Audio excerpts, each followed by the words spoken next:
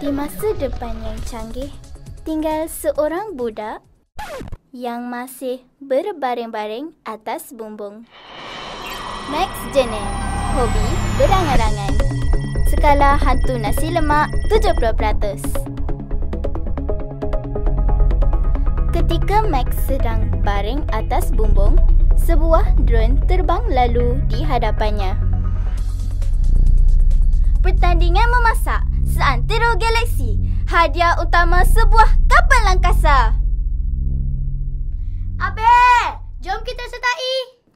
Abe Kedai, nama panggilan Abe. Hobi berfalsafah. 70% memori penuh dengan rancangan yang tak masuk akal. Max dan Abe bereksperimen di dapurnya. Mereka ingin menghasilkan nasi lemak sambal supernova.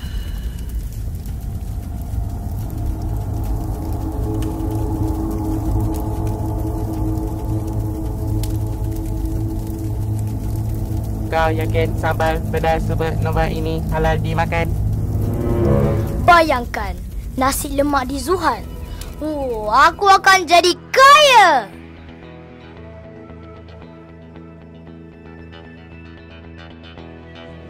Hari pertandingan pun tiba.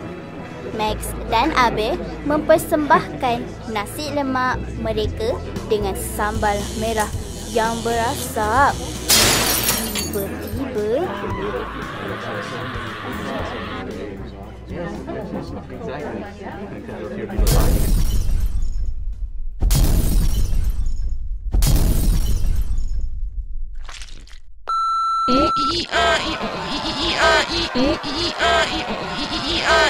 kadang-kadang rasa pedas bukan dari sambal, tapi dari keputusan yang kita buat sendiri.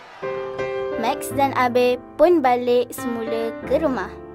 Abe mengeluarkan buku resepi nasi lemak tradisi dari atuk ke angkasa. Tak apa. Tahun depan kita masuk lagi. Kita masak betul-betul. Sambal yang ikhlas tak pernah meletupkan duri.